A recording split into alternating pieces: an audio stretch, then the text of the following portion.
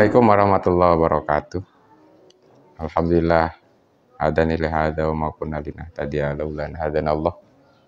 Shalatu wassalamu ala asrofil anbiya'i wal mursalin sayyidina wa maulana Muhammadin wa ala alihi wa sahbihi ajmain, amma ba'du.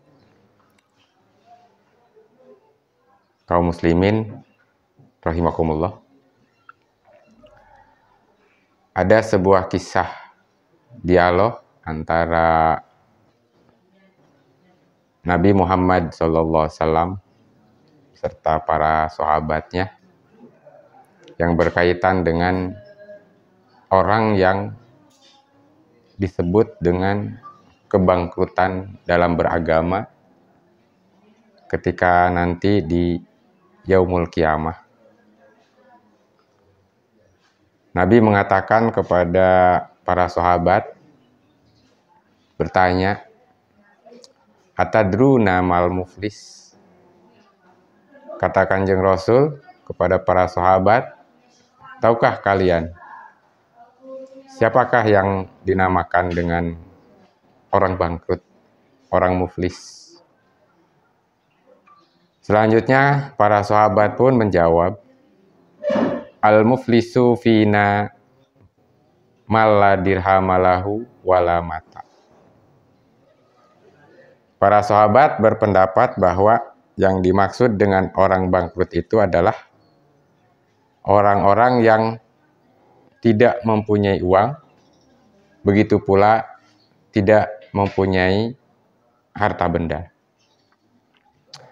Selanjutnya Kanjeng Rasulullah menjelaskan bahwa yang dimaksud dengan orang-orang muflis itu adalah innal muflisa min ummati ya'ti yaumal qiyamati bisolati wasyamin wazakatin wa ya'ti qad satama hadza wa qadhafa hadza wa kalamala hadza wa safaka dhamma hadza wa daraba hadza.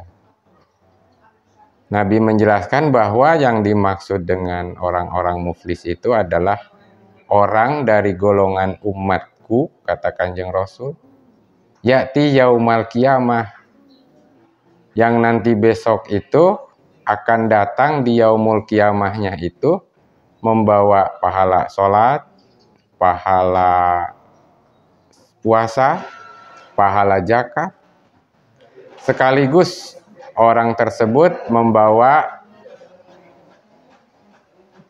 amalan-amalan yang berupa mencaci orang lain, menuduh orang lain, memakan harta orang lain, menghilangkan nyawa orang lain, serta memukul orang lain.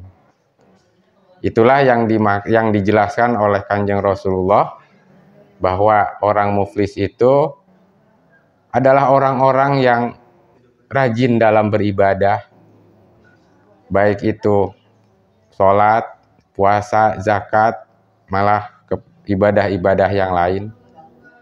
Namun dalam sisi yang lain, orang ini pun ketika di yaumul qiyamah membawa amalan-amalan yang buruk terhadap orang lain, seperti mencaci maki, menuduh orang lain, pembunuhan, merampas harta benda orang lain. Maka orang muflis ini nanti akan dikatakan, akan diputuskan bahwa orang muflis ini akan dimasukkan ke dalam api neraka. Karena apa? Karena kata Kanjeng Rasul, fayu'ta hadza min hasanatihi wa hadza min hasanati.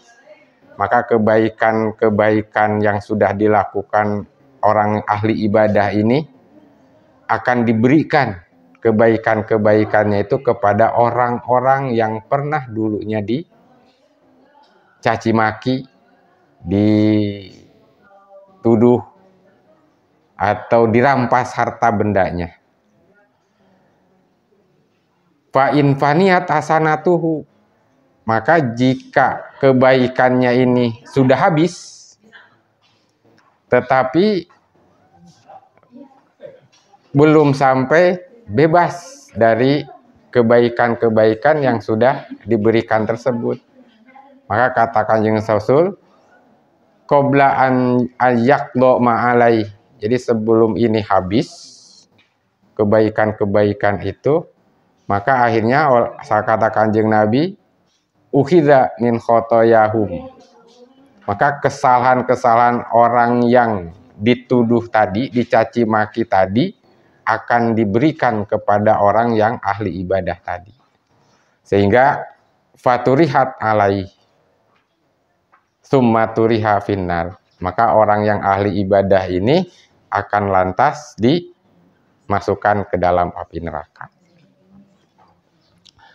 Dari hadis atau dari dialog antara Pak Kanjeng Nabi dengan para sahabat ini tentang orang-orang muflis, maka akan ada beberapa hikmah atau petunjuk bagi kita selaku umat Kanjeng Nabi, bahwa ada dua hal yang perlu kita perhatikan bersama ketika kita melakukan sebuah amaliyah-amaliyah, yang nanti amaliyah-amaliyah ini akan menjadi kunci keselamatan kita baik di dunia maupun di akhirat. Yang pertama, amaliyah kaitan dengan ibadah. Yang kedua adalah kaitan yang berkaitan dengan amaliyah-amaliyah sosial. Mungkin yang sering kita dengar dengan istilah hablum minallah wa hablum minannas. Maka amaliyah-amaliyah yang boleh dikatakan dua sisi yang berbeda ini, maka harus berjalan bersama-sama. Ketika kita melaksanakan ibadah-ibadah yang berkaitan dengan seperti sholat, puasa, zakat, atau boleh dikatakan ketika kita melakukan hal-hal yang sifatnya nilai-nilai ketuhanan, maka harus berbarengan bersama-sama mewujudkan amaliyah-amaliyah yang baik terhadap sesama manusia. Atau boleh katakan, di samping kita bicara tentang atau mengamalkan nilai-nilai ketuhanan, maka sekaligus kita harus melaksanakan nilai-nilai kemanusiaan. Nilai-nilai kemanusiaan berupa apa? Seperti ketika ada kalimat hadis satama hadza, qadzafa hadza, itu adalah menunjukkan bahwa Kanjeng Rasul kepada umatnya menginginkan antara sesama itu harus saling menghargai, menghormati antar sesama, tidak saling menyakiti. Yang kedua adalah yang berkaitan dengan akala mahadza wa akala mahadza, merampas harta orang lain.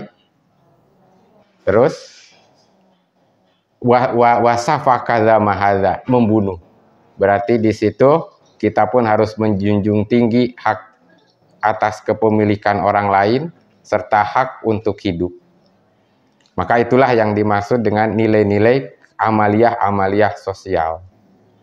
Sehingga dalam hal melaksanakan amaliyah di dunia ini, ibaratnya seperti satu mata uang yang sama dengan dua sisi yang berbeda. Maka ketika mata uang ini bisa sah dijadikan sebagai transaksi untuk pembelian contohnya, maka harus sesuai dari dua sisi yang berbeda itu. Uang 100.000 umpamanya, jika sisinya berbeda, maka otomatis mata uang tersebut tidak akan bisa dijadikan sebagai transaksi untuk jual beli atau lain sebagainya. Yang kedua, mungkin hikmahnya adalah dalam arti melaksanakan amaliyah, bahwa ketika kita melaksanakan nilai-nilai ketuhanan, maka harus meliputi nilai-nilai kemanusiaan. Begitupun sebaliknya. Ketika kita melaksanakan amaliyah yang bentuknya nilai-nilai kemanusiaan yang berkaitan dengan kehidupan sosial, maka harus diliputi oleh nilai-nilai ketuhanan. Ketika kita sholat, harus mampu meliputi terhadap kehidupan yang berbentuk hubungan sosial. Begitupun sama, ketika kita puasa, maka harus meliputi kepada nilai-nilai hubungan sosial. ketika kita kerjasama dengan orang lain, ketika kita berkomunikasi dengan orang lain, ketika kita berinteraksi dengan orang lain, maka harus diliputi oleh nilai-nilai ketuhanan. Sehingga disitulah maksud hikmah petunjuk dari hadis Kanjeng Nabi tentang orang-orang muflis. Dengan demikian, mudah-mudahan kita tidak akan termasuk ke dalam golongan orang-orang bangkrut dikarenakan pahala kita ludes, habis untuk membayar dosa-dosa sosial, dosa-dosa nilai-nilai kemanusiaan akibat memfitnah, mencaci, merampas harta orang lain, membunuh tanpa hak, melukai atau menyakiti orang lain. Hak adami tetap harus dipertanggungjawabkan dengan terus menjaga dan meningkatkan frekuensi ibadah kita kepada Allah. Semoga kita semua mampu bersikap hati-hati kepada orang lain dengan menjaga lisan, tangan, dan anggota badan lainnya. Sehingga kita terhindar dari dosa-dosa sosial akibat dari kezoliman kepada mereka. Semoga kita terhindar juga dari kebangkrutan pahala amal ibadah yang selama ini dilakukan di dunia, dan semoga kita termasuk insan yang mampu menjaga kebaikan, baik berupa hablum minallah wa hablum minannas. Itu saja yang bisa saya sampaikan. Mudah-mudahan ada manfaatnya. Wa'alafu minkum ihdinas siratal mustaqim. Wallahul muwaffiq ila aqwamit thoriq. Wabillahi taufiq wal hidayah. Assalamualaikum warahmatullahi wabarakatuh.